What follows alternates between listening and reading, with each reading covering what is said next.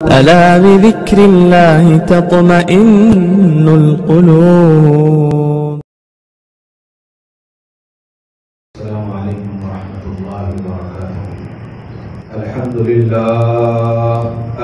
لله نحمده ونستعينه ونستغفره ونؤمن به ونتوكل عليه ونعوذ بالله من شرور أنفسنا ومن سيئات أعمالنا. من يهده الله فلا مضل له ومن يضلله فلا هادي له. ونشهد أن لا إله إلا الله وحده لا شريك له. ونشهد أن سيدنا وسندنا وشفيعنا وحبيبنا ومولانا محمدا عبده ورسوله. أما بعد فأعوذ بالله من الشيطان الرجيم. بسم الله الرحمن الرحيم. أطيعوا الله وأطيعوا الرسول. وقال تعالى: والله يحب المحسنين. صدق الله مولانا العظيم وصدق رسوله النبي الكريم وعلى آله وأصحابه وأزواجه وذرياته وأهل بيته أجمعين والحمد لله رب العالمين. مٹا دے اپنی ہستی کو اگر کچھ مرتبہ چاہے. مٹا دے اپنی ہستی کو اگر کچھ مرتبہ چاہے کہ دانا خاک میں مل کر گلے گلزار ہوتا ہے. محترم حضرات، بزرگوں اور بھائیوں، جیسا کہ ہم جانتے ہیں کہ یہ مہینہ اللہ تبارک و تعالی کا نہایت پاکیزہ اور متبرک مہینہ چل رہا ہے، اور اس مہینے کے حساب سے جیسا کہ اس مہینے کے اندر اللہ تبارک و تعالی نے بڑی فضیلتیں رکھی ہیں. حج گزرا اور اس مہینے کے عشرے کے تعلق سے ہم نے بہت ساری باتیں سنی.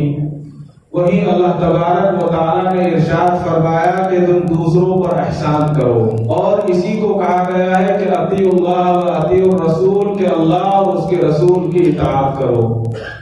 اللہ اور اس کے رسول کی اطاعت میں خاص طور سے ساری روز مرہ کی جو زندگیاں ہیں اس زندگیوں کو خاص دخل ہے، اور آقائے نامدار احمد مجتبی حضرت محمد مصطفیٰ صلی اللہ علیہ وسلم نے ساری زندگی اپنے آپ عمل کر کے دکھایا ہے. تو آج جو میرا خاص موضوع ہے وہ یہی ہے کہ احسان کیا جائے، اور احسان کس پر کیا جائے. احسان کرنے میں گھر کے اندر سب سے زیادہ بتایا گیا، اور سب سے پہلا سبق یہ سکھایا گیا اسلام میں کہ آپ جو گھر میں احسان کریں وہ گھر والوں پر احسان کریں، رشتہ داروں پر احسان کریں. اور خصوصیت کے ساتھ بتایا گیا کہ والد اور والدہ کے اوپر زیادہ احسان کریں، اس لیے کہ ہم اگر ساری زندگی بھی ان پر احسان کرتے رہیں گے اور ساری کی ساری زندگی بھی ان کی خدمت میں لگا دیں گے تو ان کا احسان پورا نہ ہوگا. مشہور حکایت ہم نے بارہا سنی ہے اور بارہا ہم کتابوں میں پڑھتے آئے ہیں کہ ایک بزرگ نے اپنی والدہ کو کمر پر لاد کر 14 حج کرائے. کہیں سے لے گئے ہوں گے، کافی دور سے لے جاتے اور کعبۃ اللہ کے گرد آپ کے طواف بھی کرواتے اور حج کروائے. 14 حج کروانے کے بعد ان صاحب نے خانہ کعبہ کی منتظم کو پکڑا اور اللہ سے دعا کی کہ اللہ، اب تو میں سمجھتا ہوں اور میرے دل میں یہ بات آتی ہے کہ شاید کہ میں نے اپنی ماں کا حق ادا کر دیا ہے، اس لیے کہ 14 حج ہو گئے ہیں. تو غیب سے آواز آئی کہ میرے بندے، تو ماں کا حق ادا کرنے کی بات کرتا ہے. سچائی تو یہ ہے، گیلے بستر پر خود سوتی تھی اور سوکھے بستر پر تجھے سلایا کرتی تھی، تو اس کا بھی حق ادا نہیں کر سکا. سچائی یہی ہے، اور اسی کی تعلیم ہمیں اسلام نے دی ہے. اور اللہ کی رحمت سے ہمیں مایوس نہیں ہونا ہے. آج ہم فوراً جو ہے یہ چاہتے ہیں کہ ادھر ہم کام کریں اور فوراً ہمیں ریزلٹ مل جائے. ارننگ جو ہے امیڈیٹ ہم کو چاہیے تاکہ فوراً ملتے رہے اور ہمیں سمجھ میں آتا ہے کہ ہمیں کچھ فائدہ ہو رہا ہے. ایسا نہیں ہے، اور اس کو سمجھنے کے لیے بہت دور کی نگاہ چاہیے، بہت علم کی ضرورت ہے اور بہت زیادہ بڑی بصیرت کی ضرورت ہے. اللہ کی رحمت کتنی بڑی ہے، اس کے تعلق سے ایک چھوٹی سی بات آپ کو بتاؤں کہ آقا مدنی صلی اللہ تعالی علیہ وسلم تشریف فرما ہے کہ ایک نہایت خوبصورت پرندہ آیا اور آ کر حضور اکرم صلی اللہ علیہ وسلم کے سامنے بیٹھ گیا. حضور کی توجہ متوجہ ہوئی اس پر. حضور نے اس کو دیکھا کہ اللہ کی کیا شان ہے، کیا قدرت ہے، کتنا خوبصورت پرندہ اللہ نے بنایا ہے. وہ پرندے نے اڑان بھری، وہاں سے اڑ گیا اور اڑنے کے بعد وہ ریت کے ٹیلے پر بیٹھا اور ریت کے ٹیلے سے اپنی چونچ کے اندر اس نے بالو اٹھایا، ریت اٹھایا اور وہاں سے پھر اڑ گیا اور پھر آیا اور پھر ریت اٹھاتا اور پھر اڑ جاتا. کافی دیر کے بعد وہ حضور اکرم صلی اللہ علیہ وسلم کی خدمت میں حاضر ہوا. تو حضور نے پوچھا کہ یہ کیا ہے، تم کون ہو؟ تو اس نے کہا کہ اللہ نے مجھے، میں فرشتہ ہوں اور اللہ نے اس شکل میں آپ کے اشکال کو پورا کرنے کے لیے مجھے بھیجا تھا کہ آپ نے ایک کام کیا. حضور نے پوچھا کہ تم اپنی چونچ سے جو ہے بالو یعنی ریت اٹھا کر کہاں لے جا رہے تھے؟ تو اس نے کہا کہ میں اپنی چونچ سے اس ریت کو اٹھاتا اور جا کر دریا میں ڈال دیتا. آپ نے پوچھا کہ دریا میں ڈالنے کا مقصد کیا تھا؟ تو اس فرشتے نے کہا جو پرندے کی شکل میں تھا کہ رسول اللہ صلی اللہ علیہ وسلم میں یہ سوچتا تھا کہ میں دریا کے رخ کو موڑ دوں. تو حضور نے فرمایا کہ یہ کون سی عقل مندی ہے کہ اتنا بڑا دریا اور تیری چونچ اتنی سی اور اتنا سا بالو تو لے جا کر دریا کے رخ کو کیسے موڑ سکتا ہے؟ فرشتے نے کہا کہ بس اللہ تعالیٰ آپ کو یہی بتانا چاہتے ہیں کہ انسان کے گناہ اس چونچ سے بھی چھوٹے ہیں اور اللہ کی رحمت اس دریا سے بھی بڑی وسیع ہے. اتنی بڑی وسیع ہے اس کی رحمت، اگر انسان تھوڑا سا متوجہ ہو جائے، زیادہ متوجہ ہونے کی ضرورت نہیں، تھوڑا سا ہو جائے، اللہ کو تھوڑا سا یاد کر لے تو اللہ تبارک و تعالیٰ اپنی رحمت اس قدر متوجہ فرماتے ہیں کہ انسان سوچ بھی نہیں سکتا ہے. بنی اسرائیل کا واقعہ ہے. حضرت موسیٰ علیہ السلام کے دور میں ایک جوہری تھا جو چاندی، سونا اور موتی وغیرہ لیتے ہیں اور بیچتے ہیں، اس کا کام تھا. تو وہ ایک شخص اس جوہری کے پاس آیا اور آ کر اس نے ایک موتی دکھایا، بڑا خوبصورت موتی تھا، اور کہا کہ یہ موتی میں آپ کو بیچنے کے لیے آیا ہوں، آپ کتنے میں خریدیں گے؟ تو جوہری نے موتی دیکھا، کہا کہ واقعی موتی بڑا قیمتی ہے اور بڑا اچھا ہے، میں کیا بتاؤں، آپ ہی بتائیے آپ کتنے میں بیچنا چاہتے ہیں؟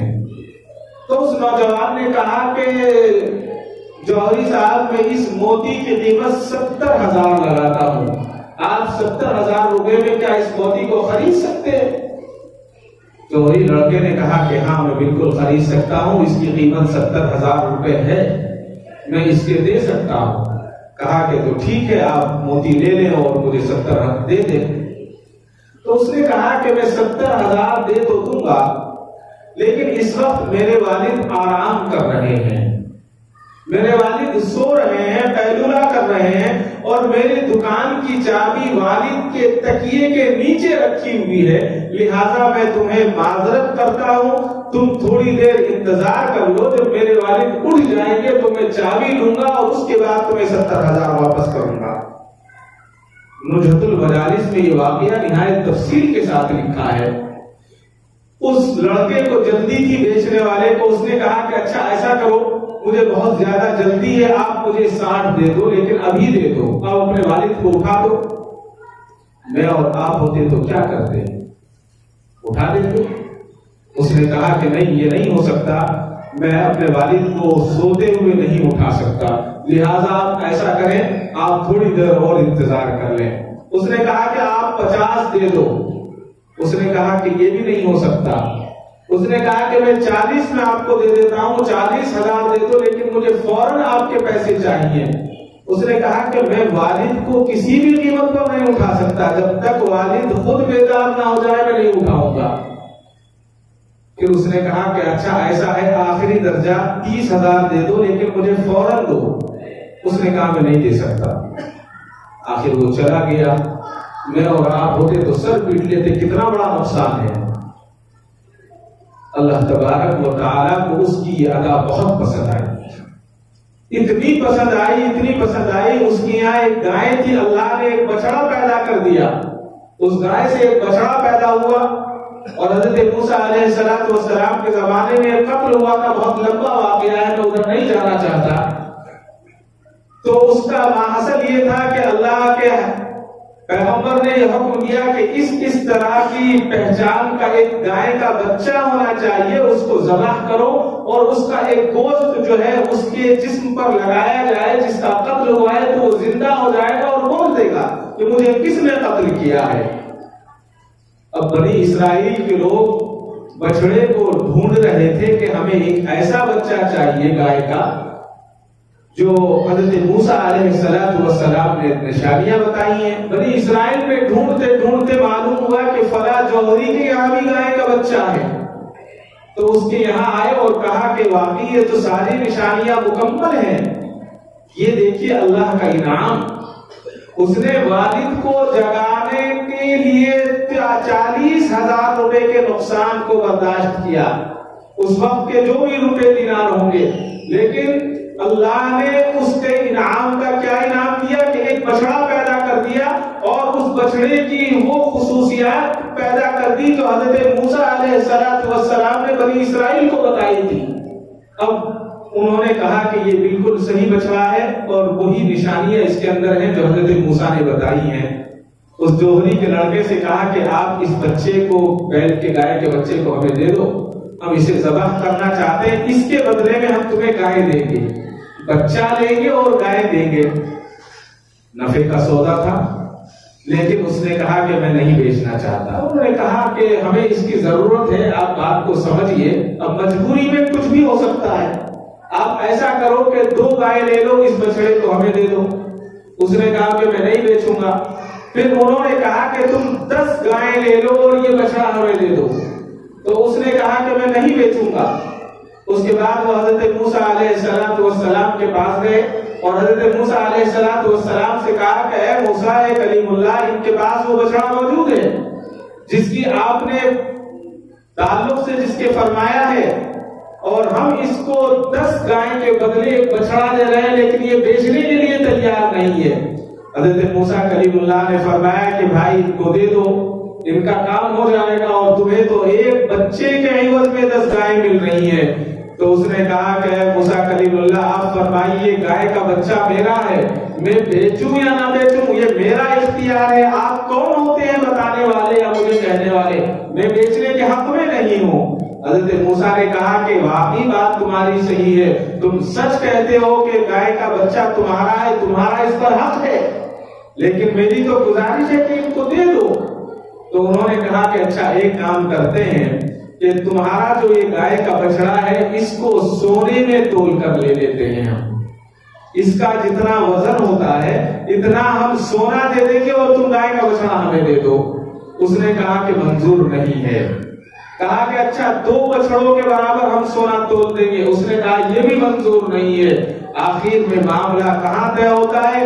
10 بچڑوں کے برابر سونا تول کر دیا گیا۔ اس کے بعد اس نے وہ بچڑا دیا، اور وہ واقعہ بہت آگے کا ہے۔ بتانے کا مقصد یہ ہے کہ والد کو سوتے ہوئے نہ اٹھانا، صرف اتنا اکرام کرنے پر اللہ تبارک و تعالیٰ نے اتنی دولت سے نوازا، اتنی دولت سے نوازا کہ اس کی نسلیں کھاتی رہی لیکن دولت ختم نہیں ہوئی۔ یہ ہے اللہ کی رحمت، اس کو کہتے ہیں اللہ کی رحمت متوجہ ہونا اور برکت کا ہونا۔ جب انسان اللہ کی طرف متوجہ ہو جاتا ہے اور اللہ کے حکموں کی پاسداری کرتا ہے تو اللہ تبارک و تعالیٰ اس طرح سے غیب سے عطا فرماتے ہیں کہ انسان اس کا تصور بھی نہیں کر سکتا۔ لوگ کہتے ہیں کہ چھپر پھاڑ کر کہاں سے مل جائے اور کس طرح سے مل جائے. ابھی 2 مہینے پہلے ایک صاحب آئے بیلگام کے، انہوں نے بتایا کہ ان کو کھیت میں سے ایک چھوٹا سا ایک ٹکڑا ملا پتھر کا، چھوٹا سا ٹکڑا. تو انہوں نے کہا پتہ نہیں یہ کیا ہوگا، کالا کالا سا کچھ ہے. تو کسی نے بتایا، بتاتے بتاتے بتاتے دلی تک بات پہنچی. دلی سے سائنٹسٹ آئے اور اس ٹکڑے کو لے گئے، ایمو بنا لیا گیا. تو بتایا کہ 17,000 کروڑ کا بکا ہے. اللہ تعالیٰ جب دیتے ہیں تو اس طرح سے دیتے ہیں. یہ اصل میں والدین کی اور بزرگوں کی دعاؤں کا طفیل ہوتا ہے کہ اللہ تبارک و تعالیٰ اس وقت جس وقت ہم چاہتے ہیں اس وقت نہیں، لیکن دوسرے وقت اور دوسری شکلوں کے ذریعے اللہ تبارک و تعالیٰ پیدا فرما دیتے ہیں. والدین کی دعائیں بڑی کارگر ہوتی ہیں. ہارون رشید کے تعلق سے آتا ہے کہ خلیفہ ہارون رشید نے ایک باپ اور بیٹے کو جیل میں بند کر دیا کسی غلطی پر. اس زمانے کے جو چور چکار تھے ان کی بھی ہمت نہیں ہوتی تھی کہ نماز چھوڑ دیں، وہ بھی نمازی ہوا کرتے تھے. ان کے والد کا معمول یہ تھا کہ جب وہ فجر میں وضو کرتے تو گرم پانی سے وضو کیا کرتے. اب جیل کے اندر تو گرم پانی ملے گا نہیں. اب رات میں جب ہوا اور جیلر نے جو ہے ایک قندیل لا کر ان کے کمرے میں رکھ دی جہاں وہ بند تھے، تو لڑکے کو خیال آیا کہ والد جو ہے فجر میں جو وضو کرتے ہیں وہ گرم پانی سے کرتے ہیں اور یہاں گرم پانی نہیں ہے. تو اس نے جو پانی کا لوٹا تھا اس لوٹے کو قندیل کے اوپر لے کر کھڑا ہو گیا. موم بتی پر کتنا پانی گرم ہوگا. پوری رات کھڑا رہا. فجر میں باپ کو اٹھایا کہ والد صاحب آپ اٹھے، وضو کر لے، نماز کا وقت ہے. والد نے جب وضو کے لیے پانی لیا تو ہلکا سا گرم تھا. کہا کہ یہ پانی گرم کہاں سے آیا؟ کہا کہ آپ کو گرم پانی سے وضو کرنے کی عادت ہے، لہذا میں نے قندیل پر پانی کو گرم کیا ہے. والد نے کہا بہت بہت شکریہ. وضو کر لیا. جیلر کو صبح میں معلوم ہوا کہ قندیل پر پانی گرم کیا گیا ہے. بعض جیلر جو ہوتے ہیں وہ بڑے سخت دل ہوتے ہیں. اس نے کیا کیا، اس قندیل کو اس کا ہاتھ ناجائز اوپر کر دیا، کہنے کہ دیکھیں گے اب پانی کیسا گرم کرو گے. لیکن جب انسان وفاداری اور خدمت کا جذبہ رکھتا ہو تو اللہ تعالیٰ اسباب خود بخود پیدا کر دیتے ہیں. قندیل کو اوپر کر دیا. لڑکے نے دیکھا کہ سردی کا موسم ہے اور باپ صبح میں ٹھنڈے پانی سے وضو نہیں کرے گا، تو اس نے اس لوٹے کو اپنے سینے سے لگایا اور کپڑا لپیٹ کر بیٹھا رہا. صبح ہو گئی اور اس کے جسم کی گرماہٹ سے پانی کا ٹھیر اتر گیا، ٹھنڈا جو تھا وہ ختم ہو گیا. جب صبح میں پھر پانی پیش کیا، باپ نے کہا کہ یہ کیا ہے، یہ پانی کہاں سے گرم ہوا؟ کہا کہ ابا جی پانی گرم کرنے کے لیے قندیل اور کوئی جگہ تو نہیں تھی، لہذا میں نے اپنے سینے سے اس لوٹے کو لگا کر اس پانی کو، اس کا ٹھنڈا جو ہے، اس کا ٹھنڈا پر ختم کر دیا ہے. باپ نے ہاتھ اٹھائے اور دعا کی کہ اے اللہ میرے بیٹے کو جہنم کی گرمی سے بچا لینا، میرے بیٹے کو جہنم کی آگ سے بچا لینا. جب خدمت کا اس جذبے کا معلوم ہوا ہارون رشید کو، تو ہارون رشید نے دونوں کے دونوں کو، یعنی باپ اور بیٹے دونوں کو رہا کر دیا. انسان جب اللہ کی خوشنودی کے لیے کچھ کرتا ہے تو اللہ تبارک و تعالیٰ دوسرے اسباب میں پیدا فرماتے ہیں. بیٹے نے صرف باپ کی وضو کا انتظام کیا اور اللہ تعالیٰ نے اس کی رہائی کا انتظام کرا دیا. تو اللہ تبارک و تعالیٰ نہایت رحیم ہے، غفور ہیں، غفار ہیں. لیکن اگر ہم ہیں تو ہم اللہ کی کریمی کو نہیں جانتے. اگر چھوٹی سی ہمیں تکلیف ہو جاتی ہے، کاروبار میں ہو، دنیاوی اعتبار سے ہو، تو ہم بلبلا جاتے ہیں اور پریشان ہو جاتے ہیں اور گھبرا جاتے ہیں. جبکہ مسلمان تو صبر کے لیے پیدا کیا گیا ہے اور یہ ذی الحجہ کا مہینہ صبر کا مہینہ چل رہا ہے. حضرت لقمان حکیم علیہ السلام کے تعلق سے آتا ہے کہ آپ ایک بہت مالدار کے ملازم تھے. شروع میں آپ اس کی ملازمت کیا کرتے. تو ایک دن وہ خربوزہ لایا اور خربوزہ اس نے کاٹا اور حضرت لقمان حکیم علیہ السلام کو دیا. کہا کہ لو لقمان اس کو کھا لو. حضرت لقمان حکیم خربوزہ کھا رہے ہیں. وہ کاٹ کے دے رہا ہے، یہ کھا رہے ہیں، وہ بھی محبت میں کھلا رہا تھا، یہ بھی کھاتے جا رہے تھے۔ آخری ایک پیس بچا، اس نے سوچا کہ ایک پیس میں کھا لیتا ہوں۔ جب اس نے اپنے منہ میں رکھا تو اس کو پتا چلا کہ خربوزہ نہایت کڑوا ہے اور نہایت بد ذائقہ ہے۔ اس نے فوراً تھوک دیا اور تھوک کر کہا کہ اے لقمان، تم نے سارا خربوزہ کھا لیا، تم خربوزہ کھاتے رہے اور میں تمہیں دیتا رہا، تم نے یہ کیوں نہیں بتایا کہ خربوزہ کڑوا ہے اور نہایت تلخ ہے؟ حضرت لقمان علیہ السلام نے ارشاد فرمایا، اے میرے مالک، میرے دل نے یہ گوارا نہ کیا کہ جس ہاتھ سے روزانہ میٹھی میٹھی اور اچھی چیزیں کھاتا ہوں، اگر ایک مرتبہ اس نے کڑوی چیز دے دی تو میں کس منہ سے اس کو منع کر دوں۔ معلوم ہوا کہ یہ جو امتحانات لیے جاتے ہیں، یہ جو کاروبار کے نقصانات ہوتے ہیں یا چھوٹی موٹی تکالیف پہنچتی ہیں، یہ اللہ تبارک و تعالیٰ اپنے خاص بندے کو عنایت فرماتے ہیں، سب کو عنایت نہیں کرتے۔ آج انسان دنیا کے اندر چوری کرتا ہے، انسان دھوکہ دیتا ہے، یہ کس لیے دیتا ہے؟ اس لیے دیتا ہے کہ میں دنیا میں میرا کھانا پینا درست ہو جائے، میری رہائش درست ہو جائے، لیکن یہی اگر اللہ سے مانگے گا تو اللہ تبارک و تعالیٰ اس کو ہر حال میں عطا فرمائیں گے۔ لیکن اس کی بصیرت کی آنکھ کھلی ہونی چاہیے، اس کی روشنی آنکھوں کی صحیح ہونی چاہیے، اس کی دل کی روشنی صحیح ہونی چاہیے کہ اللہ تبارک و تعالیٰ نے جب خود کہہ دیا ہے واللہ خیر الرازقین، تو پھر ہم کون ہوتے ہیں رزق کو تلاش کرنے والے؟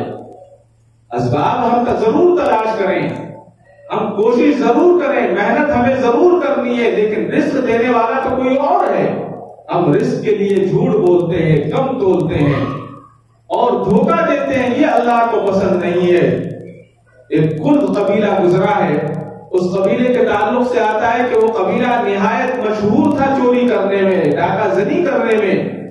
تو اس کا جو سردار تھا ایک مرتبہ اپنے پورے لاؤ لشکر کے ساتھ جا رہا تھا، اس کو پتا چلا کہ کہیں سے کوئی قبیلہ گزر رہا ہے، لشکر گزر رہا ہے تجارت کا، قافلے پر حملے کے لیے گزر رہے تھے۔ تو راستے میں ایک 3 درخت ملے ان کو، کھجور کے درخت تھے، 2 درخت بالکل سوکھے ہوئے تھے اور ایک درخت سوکھا ہوا تھا اور 2 درخت ہرے تھے۔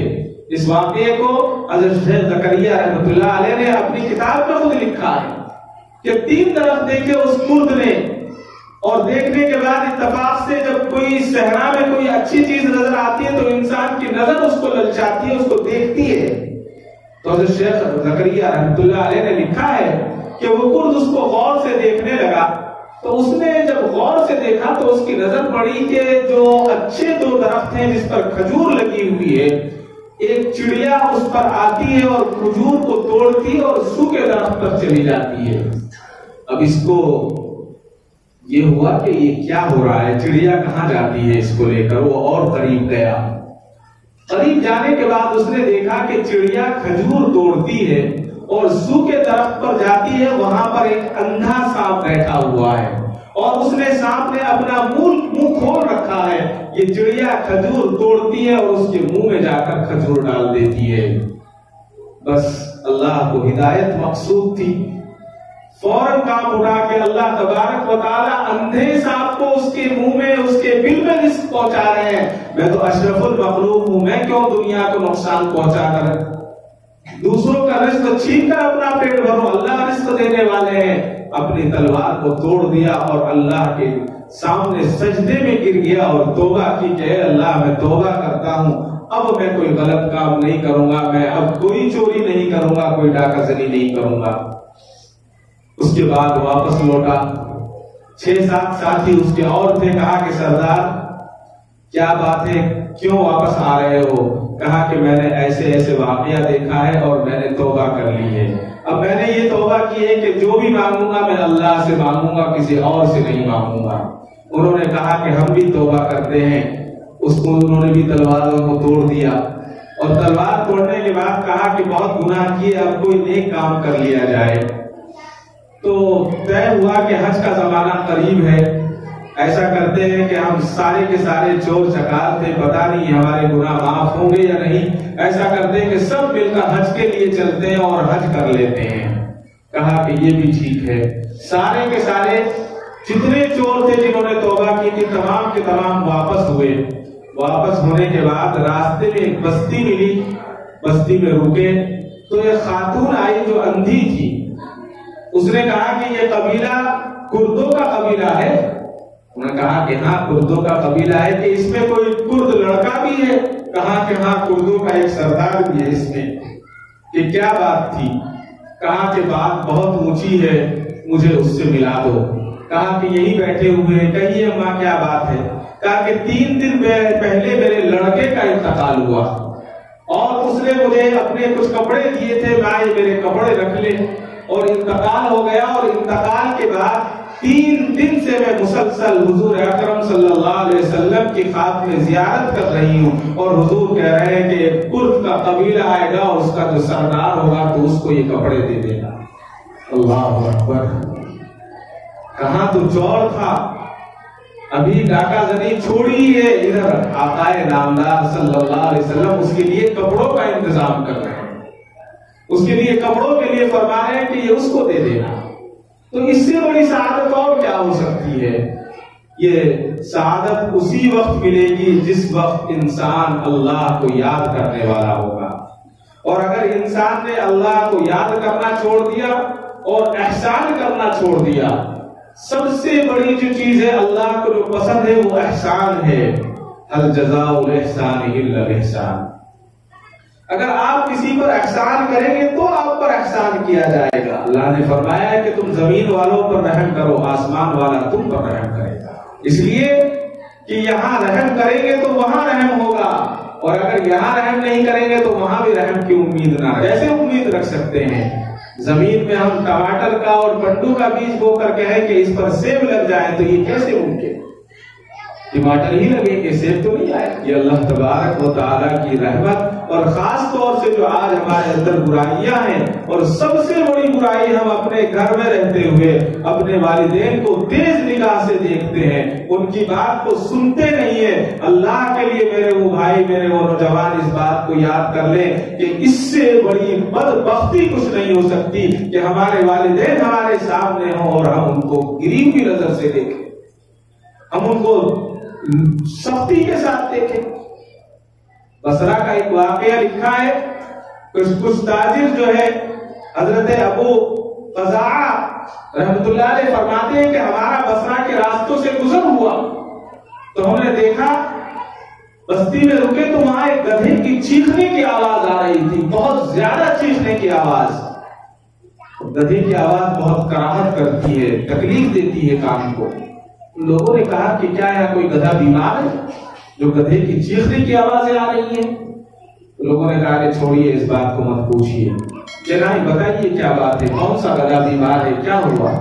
کہا کہ کوئی گدھا بیمار نہیں ہے، وہ ادھر خبر دیکھ رہے ہیں آپ؟ کہ جی ہاں، کہ وہ ہمارے ایک کسی گاؤں کے لڑکے کی قبر ہے، جب اس کی ماں اس کو کچھ کہا کرتی تھی اور کہا کرتی تھی کہ بیٹا یہ کام کر دو یا اس طرح کر لو، تو وہ اپنی ماں کو کہا کرتا کہ اے خاموش ہو جا، تو گدھے کی طرح چیختی ہے، جب دیکھو گدھے کی طرح چیختی ہے۔ جب اس کا انتقال ہو گیا ہے تو اس کی قبر سے گدھے کی چیخنے کی آوازیں ہم سنتے ہیں۔ والدین کوئی ایسی چیز نہیں ہے کہ آپ دوبارہ حاصل کر لیں، دنیا کی ساری دولت بھی دے دی جائے تو دوبارہ والدین کی قیمت ہم نہ ادا کر سکتے ہیں، نہ وہ چیز ہمیں مل سکتی ہے۔ جن کے پاس والدین نہیں ہے ان سے پوچھے والدین کی عظمت کیا ہوتی ہے۔ حضرت علامہ اقبال رحمۃ اللہ علیہ کے تعلق سے آتا ہے کہ مجلس میں بیٹھے ہوئے تھے، گلی کے اندر سے ایک آواز آئی، کوئی خاتون اپنے بچے کو آواز لگا رہی تھی کہ عبد الرحمن کہاں ہے، فوراً آ جا، میں تجھے بلانا چاہتی ہوں، میں کب سے تجھے پکار رہی ہوں، تو سن نہیں رہا ہے۔ حضرت علامہ اقبال نے سنا تو ڈاڑھے مار کر رونے لگے۔ لوگوں نے کہا کہ علامہ صاحب آپ کیوں رو رہے ہیں، کیا ہوا؟ کہا کہ بس یہ مت پوچھو کیوں رو رہا ہوں، آج اقبال کو پکارنے والے، ڈاکٹر کہنے والے اور علامہ کہنے والے بہت ہیں، اقبال کہہ کر پکارنے والا آج دنیا میں نہیں ہے۔ تو اقبال کے اندر جو مزہ تھا، جو اقبال کہہ کر میری ماں پکارا کرتی تھی، اس کے اندر جو ممتا تھی وہ ممتا آج مجھے سننے کو نہیں ہے۔ جو نوجوان اپنے والدین کے ساتھ حسن سلوک نہیں کرتے وہ ان انجام کے بارے میں سنیں۔ حضرت بایزید بستامی علیہ الرحمہ کے تعلق سے آتا ہے کہ مجلس میں بیٹھے ہوئے ہیں، چراغ جل رہا ہے، تیز हवाई चराग बुझ गया। हजरत बायजीद बुस्तामी रहमतुल्लाह अलैह रोने लगे। लोगों ने कहा कि हजरत रोने की क्या बात है, चराग ही तो बुझा है, दोबारा जला देंगे। कहा कि तुम चराग की बात कर रहे हो, मैं तो उस रोशनी के बारे में सोच रहा हूं जिसके बारे में हम सोचते ही नहीं है। कहा कि कौन सी रोशनी? कहा कि मैं कब्र की रोशनी के बारे में सोच रहा हूं कि कब्र के अंदर कोई चराग नहीं होगा, वहां कोई जलाने वाला नहीं होगा, कब्र के अंदर कोई दिलासा देने वाला कोई नहीं होगा। कब्र के अंदर यहाँ तो इतने से अंधेरे में एक वहशत हो रही है, कब्र के अंदर जब वहशत होगी वहां कोई बात करने वाला नहीं होगा, वहां कोई बात का जवाब देने वाला नहीं होगा, वहां कौन चराग जलाएगा?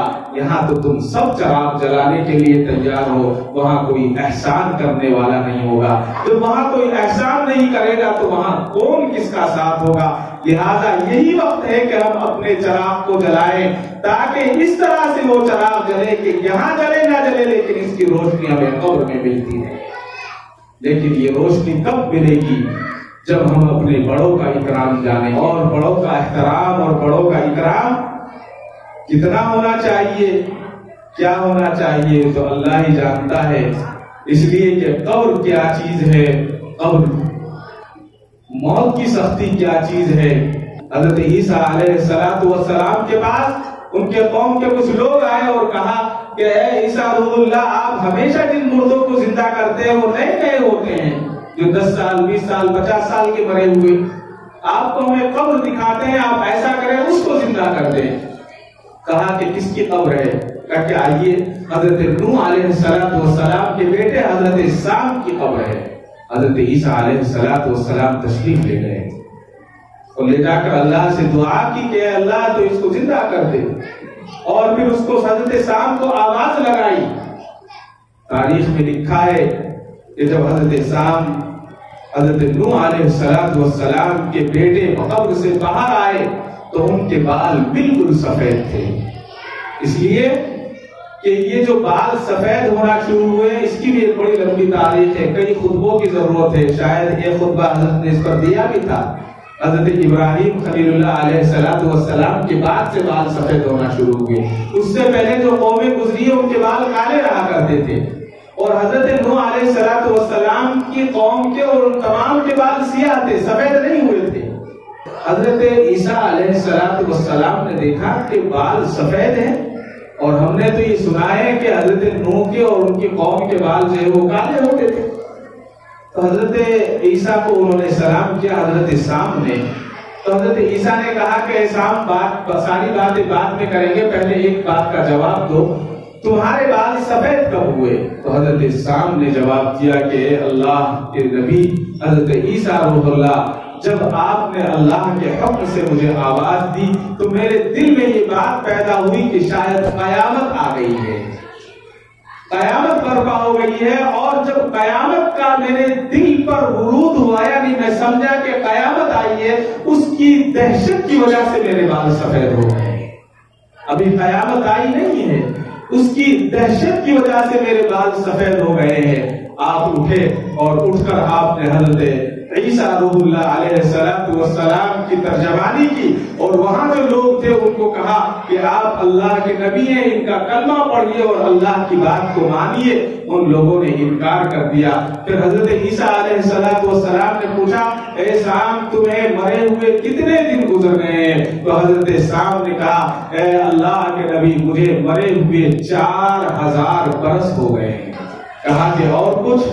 कहा कि ए अल्लाह के नबी, 4000 बरस मुझे मरे हो गए हैं, लेकिन 4000 बरस होने के बावजूद जब रूह मेरी कब्ज हुई थी, जब रूह निकलने की जो तकलीफ है, मैं उसको आज भी महसूस कर रहा हूँ 4000 बरस तक। और फिर एक रिवायत में लिखा है, हजरत अब्दुल्ला रज़ी अल्लाह ताला से इसकी रिवायत है, आपने फरमाया कि हजरत साम ने कहा, ए ईसा रूहुल्लाह, मैं दोबारा मौत की तकलीफ बर्दाश्त नहीं कर सकता, लिहाजा आप अल्लाह से दुआ कीजिए, अगर अब मुझे मौत आएगी तो बगैर नज़े की हालत में आए, बगैर तकलीफ के आए। तो हजरत ईसा अलैहिस्सलातु वस्सलाम ने फिर दुआ की, اور پھر ان کو بغیر نزے کے موت آئی، وہ اپنے قبر میں چلے گئے۔ تو یہ جو دنیا ہے یہ بہت مختصر سی ہے۔ اللہ تعالیٰ نے ہمارے لیے بالخصوص اس امت کے لیے اتنا سب کچھ رکھ دیا ہے کہ اگر جب صبح میں اٹھیں تو والد کو اپنی ایک مسکراتی نظر سے دیکھ لیں تو حج اکبری کا ثواب ہے، ماں کو ایک محبت کی نظر سے دیکھ لیں حج کا ثواب ہے، اور ان کی ایک بات کو مان لیں۔ اگر ہم ان کی بات کو مانیں گے تو ہماری بات کو آنے والی نسلیں مانیں گی، ورنہ وہی ہوگا جو ہوتا آ رہا ہے دنیا میں۔ والدین کے نافرمان جو ہوتے ہیں، والدین کی نافرمانی کرنے والے، آخرت تو اللہ جانتا ہے، آخرت کے دن اور قبر کے دن تو اللہ کو معلوم ہے، لیکن جو والدین کی نافرمانی کرتا ہے، جو اپنے بزرگوں کی نافرمانی کرتا ہے، دنیا میں بھی اس کو ذلت دے دی جاتی ہے، دنیا میں بھی اس کو ذلیل کیا جاتا ہے۔ میں نے اس سے پہلے بھی آپ کے سامنے شاید یہ واقعہ سنایا تھا کہ میرے نانا جو ہے ان کی لاہور میں ایک دکان تھی، وہ وہاں بیٹھا کرتے تھے انارکلی بازار میں، تو وہ ہمیشہ سنایا کرتے کہ اس کے برابر میں ایک دکان تھی، تو وہ اپنے ایک دن کے والد اور وہ باپ اور بیٹے دونوں دکان پر بیٹھا کرتے تھے۔ تو ایک دن بیٹا آیا اور باپ کا گریبان پکڑا اور کہا کہ تم نے فلاں کام ایسے نہیں کیا ہے، آپ کو شرم نہیں آتی، اور گریبان پکڑ کے ہاتھ ہلاتے ہوئے نیچے لایا اور ایسے ہلا کر چھوڑ دیا۔ جب اس کو چھوڑا تو وہاں موری میں گر گئے، نالی تھی وہاں، پرانا زمانہ، وہاں سے لوگ اٹھے، انہوں نے کنویں سے پانی لیا، کپڑے دھوئے، ان کو بٹھایا۔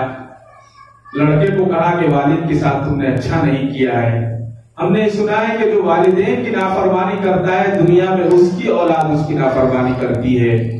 تو اس نے ہنس کر کہا کہ ایسا نہیں ہے، ہم بھی دیکھیں گے، میرے تو کوئی بیٹا ہے ہی نہیں، مجھے تو اللہ نے صرف بیٹیاں دی ہیں، میرے ساتھ ایسا کچھ نہیں ہوگا، جاؤ اپنا کام کرو۔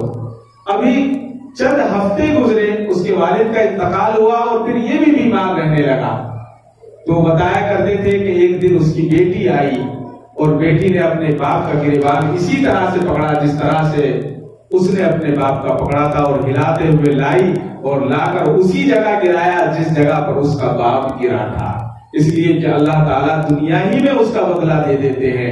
اس کے بعد انہی لوگوں نے جنہوں نے اس کے باپ کو دھویا تھا اس کو دھلوایا، اور اسی شرم کی وجہ سے چند دنوں میں اس کا بھی انتقال ہو گیا، یعنی اس کی ذلت اور زیادہ ہوئی، اس لیے کہ اس نے تو اس کے باپ کو تو لڑکے نے کیا اور اس کی بے عزتی اس کی لڑکی نے کی۔ تو اللہ تبارک و تعالی کی رحمت سے نا امید نہ ہونا چاہیے، اور اللہ کی جو رحمت ہے وہ اسی وقت متوجہ ہوگی جب ہم اطیع اللہ و اطیع الرسول پر عمل کریں گے۔ اللہ تبارک و تعالیٰ سے دعا فرمائے اللہ تعالیٰ مجھے اور آپ کو کہنے سننے سے زیادہ عمل صالح کی توفیق عطا فرمائے۔ وآخر دعوانا الحمدللہ رب العالمین۔ کعبے پہ پڑی جب پہلی نظر، کیا چیز ہے دنیا بھول گیا، کیا چیز ہے دنیا بھول گیا۔